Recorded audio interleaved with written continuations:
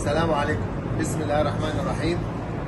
طبعا ربنا اكرمنا وانتجنا اخشاب، طلعنا انتاج وقطعناه عروق وملاين والواح، وعملنا منه ابلكاش، وعملنا منه الواح كونتر طبقات وحبايبي، الواح كونتر طبقات وسداير.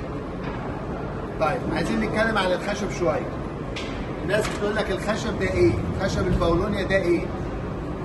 نقول لك خشب البولونيا ده ايه؟ اولا في موقع عالمي هنبقى نكتب اللينك بتاعه تحت الفيديو، يقول لك صفات خشب البولونيا، مش رايي ورايك، دي حاجه. الحاجه الثانيه ان الخشب بقى عندنا على ارض الواقع، فتحت ايدينا عرفنا صفاته وفهمنا هو ايه. ده خشب موبيليا، مش كافور، مش جازورينا، مش كيلو كاربس، مش فحم. دي اشجار فحم، احنا بنتكلم اشجار خشب. تمام كده؟ دي نمره واحد. نمره اتنين، نقطة مهمة قوي وناس كتير هتعلق عليها، الخشب كله اللي في مصر أكتره رديء. يعني إيه خشب رديء؟ يعني أعلاه الخشب الزان. اللي يقول أنا عملت أوضة النوم بتاعت خشب زان بيقول لك أنا عملت. خشب الزان خشب رديء، بس هو أفضل الرديء. فأفضل الرديء بيبقى تقيل، كل ما الخشبة كانت تقيلة كل ما تبقى أحسن. بس ده في إيه؟ في الرديء. طب ايه رديء وايه وسط وايه جيد؟ رديء يعني بيقوس، بيلف، بيشق، النمل الابيض بياكل فيه بسهوله، سريع الاشتعال، بيعفن من الميه. كل الحاجات دي في الرديء. فبالتالي انا لما اجي انقي خشبه في الرديء انقيها تقيله عشان الحاجات دي تقل شويه. طيب نطلع للمستوى الثاني اللي هو المتوسط، واللي فيه انواع قليله في مصر منه.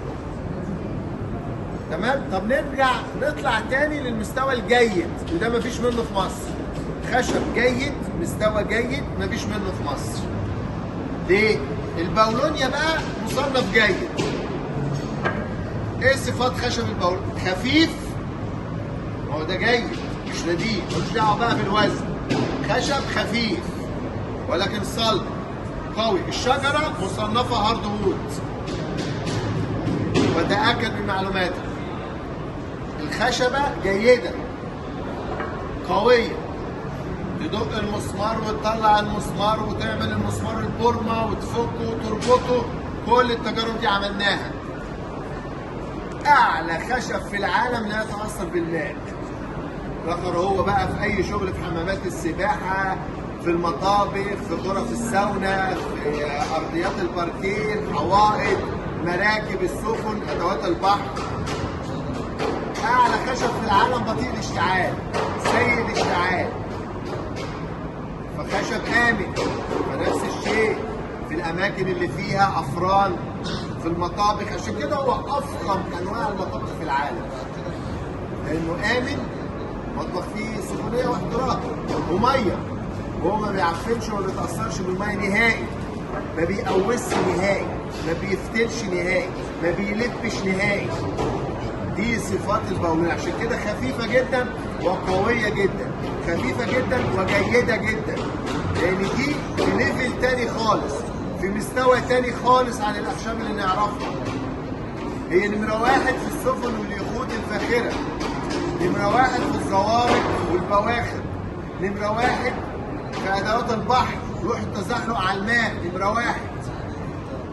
مش عايز اطول الفيديو عن كده، لكن هو ده اللي انا عايز اقوله، ان خشب البولونيا ملوش علاقه بالخشب اللي في مصر.